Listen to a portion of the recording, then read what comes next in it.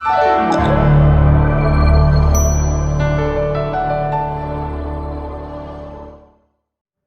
Students, स्वागत करता हूं आपके अपने चैनल में। आप लोग यहां आए हैं। आज जो टॉपिक मैंने चुना है वो अकाउंटिंग इक्वेशन का टॉपिक मैंने चुना है। उम्मीद है आप सभी लोग पढ़ाई कर रहे होंगे। आपने मेरे पिछले वीडियो भी देखे होंगे जिसमें मैंने आपको अकाउंटिंग की बेसिक समझाई और बेसिक अकाउंटिंग टर्म्स भी मैंने आपको समझाए और ये भी बताया कि बेसिक अकाउंटिंग टर्म्स कितने ज़्यादा जरूरी हैं। अगर आपने उन बेसिक अकाउंटिंग टर्म्स को नहीं समझा है तो पहले उनको समझ लीजिए, क्योंकि अगर वो आप नहीं समझेंगे तो उसके बिना आप अकाउंटिंग को नहीं समझ पाएंगे।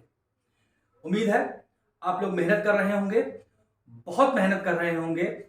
मेहनत कीजिए, क्योंकि यहां पे मैं यही कहना चाहूंगा कि लहरों से डर के नौका पार नहीं होती और मेहनत करने वाले की कभी हार नहीं होती। तो इसलिए मेहनत कीजिए, क्योंकि मेहनत ही वो फल है जो आपको आखिरी में खाना है। अगर आप मेहनत अभी से करेंगे तो मैं आपको यकीन दिलाता हूं कि आप बोर्ड एग्जाम तक इतना बढ़िया आपको फ्रूट मिलेगा, इतना मीठा आपको फ्रूट मिलेगा कि आपको उसको चक्कर मजा आ जाएगा। इसलिए आपको मेहनत करनी है और आखिरी में आपको मेहनत का फल भी जरूर मिलेगा। तो चलिए आज इसी एम के साथ, इसी उद्देश्य के साथ आज हम अपना नया टॉपिक शुरू करते हैं, अकाउंटिंग इक्वेशंस। चलिए देखते हैं क्या है हमारे इस टॉपिक में।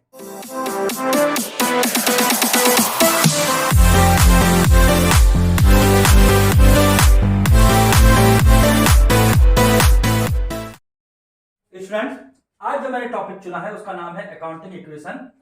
क्लास 11 के लिए ये बहुत ही इंपॉर्टेंट टॉपिक है और यहां से अब आपके न्यूमेरिकल्स शुरू होते हैं।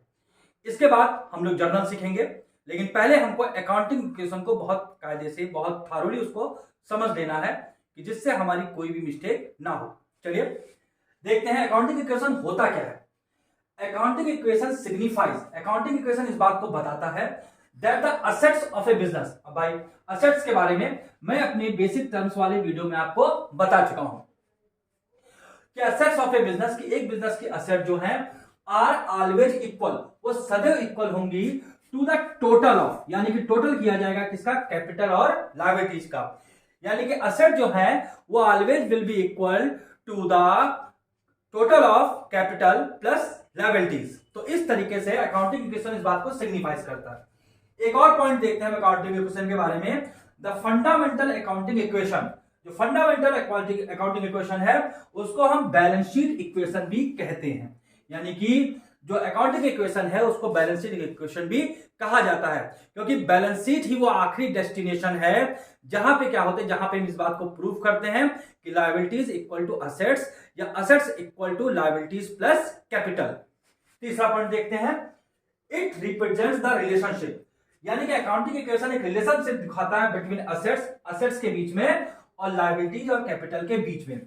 अब कैपिटल को यहां पे ओनर्स इक्विटी भी कहते हैं। स्टूडेंट्स इस टर्म को तैयार कर लीजिएगा कि कैपिटल को ओनर्स इक्विटी भी कहते हैं।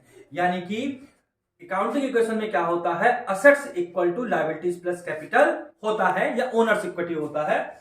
अगला पॉइंट हम देख लेते हैं, it is foundation for the double entry book keeping system. यानी कि अकाउंटिंग इक्वेशन जो है वो फाउंडेशन है किसके लिए, double entry book keeping system के लिए।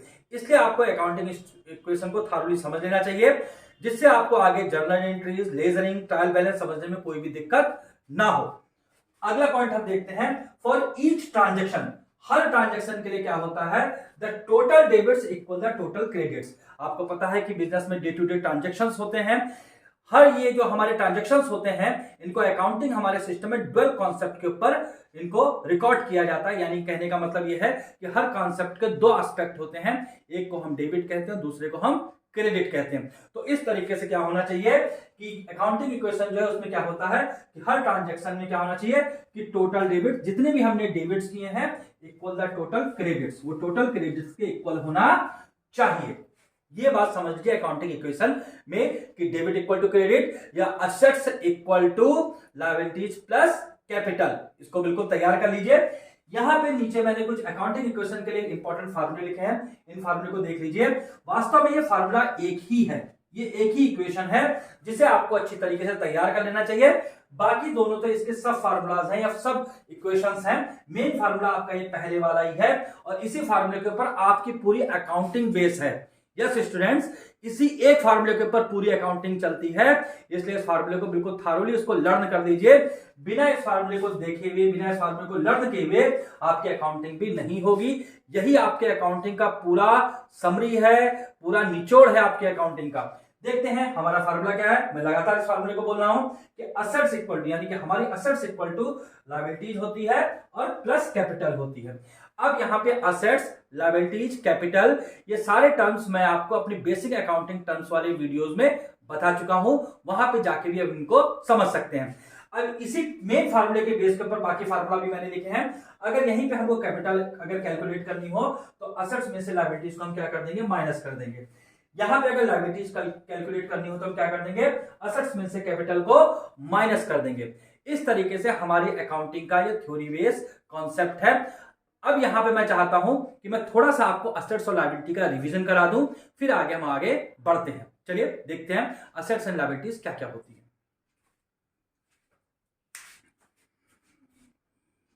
चलिए स्टूडेंट्स, वैसे तो मैं आपको असेट्स और लायबिलिटी ये दोनों टर्म्स मैं आपको पहले ही अपने बेसिक अकाउंटिंग टर्म्स में पढ़ा चुका हूं, लेकिन एक रिवीजन के लिए मैं आपको फिर से ये बता देना कि असेट्स और लायबिलिटी में किन किन को रखा जाता है।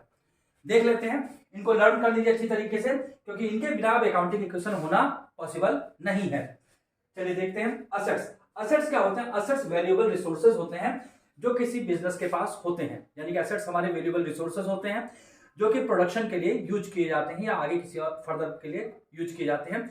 तो ये कंपनी के पास क्या होते हैं या फर्म के पास क्या होते हैं या बिजनेस के पास क्या होते हैं, वैल्यूएबल रिसोर्सेज होते हैं। अब किस किस को हम असेट्स कहेंगे? जैसे कि कैश होता है, ये हमारा एक असेट है। बैंक बैलेंस क्या होता है? ये हमारा एक असेट है। स्टॉक हमारा एक असेट है, इनको लर्न कर लीजिएगा। फर्नीचर हमारा एक असेट है। मशीनरी हमारी असेट है।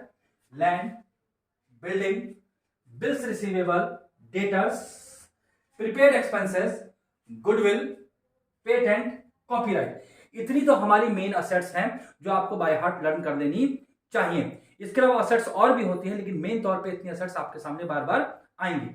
अब इसी के साथ हम लायबिलिटी वाले टर्म को भी देख लेते हैं। लायबिलिटीज क्या होती है? बिजनेस के ऊपर ऑब्लिगेशंस होते हैं। ऑब्लिगेशंस कहने का मतलब यह है कि बिजनेस को कभी ना कभी इनको पेमेंट करना ही होगा। अब देखते हैं हम लायबिलिटी में किसको शामिल करते हैं। लायबिलिटीज में जो है हमारा सबसे पहले कैपिटल होती है। कैपिटल जो होती है ये ओनर्स का क्लेम होता है, यानी कैपिटल जो है वो ओनर्स के द्वारा इन्वेस्ट की जाती है, इसलिए इसको ओनर्स का क्लेम कहते हैं और लायबिलिटीज को मानते हैं। डिटेल में आप इसके पहले वाली वीडियो में देख सकते हैं अकाउंटिंग टर्म में। एक्यूमुलेटेड प्रॉफिट होता है, क्रेडिटर्स होते हैं, बैंक ओवरड्राफ्ट होता है, बिल्स पेएबल होते हैं, आउटस्टैंडिंग एक्सपेंसेस होते हैं और लोन्स होते हैं। ये हमारी लायबिलिटीज कहलाते हैं। तो स्टूडेंट्स, इस तरीके से आप देख सकते हैं यहां पे मैंने असेट्स और लायबिलिटीज के लिए एक रिवीजन किया है आपके लिए कि आप अकाउंटिंग इक्वेशन को अच्छी तरीके से समझ सकें। चलिए अकाउंटिंग इक्वेशन को थोड़ा सा और आगे बढ़ाते हैं और अपने चैप्टर को थोड़ा सा समझते हैं। चलिए स्टूडेंट्स, हम ये सीख गए कि किन्हें हम अकाउंटिंग इक्वेशन कहते हैं और हमारा यूनिवर्सल फार्मूला क्या है अकाउंटिंग इक्वेशन को कैलकुलेट करने के लिए। यहां पे मैंने अकाउंटिंग इक्वेशन के टर्म को और क्लियर करने के लिए कुछ और कॉन्सेप्ट दिया है, जरा उसको भी देख लेते हैं कि क्या है। हम सभी को ये पता है, यूनिवर्सल फार्मूला हमको पता है कि असेट्स इक्वल टू, असेट्स हमारे इक्वल टू होती है लायबिलिटीज प्लस कैपिटल।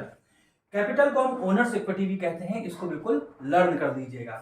तो assets equal to liabilities plus capital होता है, ये सब तो हम जानते हैं। अब यहां पे क्या है, यहां पे थोड़ा चीज को आप लर्न कर दीजिए कि असेट्स को अगर हम डेबिट करते हैं, याद रखिए हमारे अकाउंटिंग में हम डेबिट को डीआर लिखेंगे। डेबिट को किस तरह लिखना सीखेंगे? डीआर करके लिखना सीखेंगे। फिलहाल मैंने यहाँ पे आपके लिए डेबिट लिख दिया है। अगर हम असेट्स को डेबिट करते हैं तो इसका मतलब असेट्स में क्या होगा? इंक्रीज होगा। उसके उल्टा अगर हम असेट्स को क्रेडिट करते हैं, अगर हम असेट्स को क्रेडिट करते हैं यानी कि सीआर करते हैं, क्रेडिट करते हैं, तो असेट्स में क्या होगा? डिक्रीज होगा। इसको बाय हार्ट लर्न कर लीजिएगा। आगे हम बढ़ते हैं लायबिलिटीज। लायबिलिटीज असेट्स का जस्ट उलट होता है, अपोजिट होता है। अगर हम लायबिलिटीज को डेबिट करते हैं तो लायबिलिटी क्या होती है? डिक्रीज करती है। लायबिलिटी को अगर हम क्रेडिट करते हैं तो लायबिलिटी क्या करती है? इंक्रीज करती है। कैपिटल, कैपिटल को अगर हम डेबिट करते हैं तो कैपिटल क्या होती है? डिक्रीज होती है। और कैपिटल को अगर हम क्रेडिट करते हैं तो कैपिटल क्या होती है? वो इंक्रीज होती है। आप देख सकते हैं इस पूरे बेसिक कॉन्सेप्ट को, जो कि हमारे अकाउंटिंग इक्वेशन के लिए बहुत ही इंपॉर्टेंट है, क्योंकि आगे जो है आगे हम कॉन्सेप्ट डेबिट और क्रेडिट को ही समझने वाले हैं। पर स्टूडेंट्स, आज के इस वीडियो में मैं यहीं तक इसको रख रहा हूं। अगले वाले वीडियो में हम डेबिट क्रेडिट कॉन्सेप्ट को समझेंगे और अपने अकाउंटिंग इक्वेशन के कॉन्सेप्ट को और आगे बढ़ाएंगे, टॉपिक को समझेंगे। तब तक के लिए आप तैयारी कीजिए, आप इस वीडियो को समझिए। वीडियो के आखिरी में मैंने कुछ क्वेश्चंस पूछे हैं, उनके आंसर भी दीजिए, आपके लिए हेल्पफुल रहेगा। तैयारी करते रहिए, मस्त रहिए। तब तक के लिए आपको बेस्ट ऑफ लक।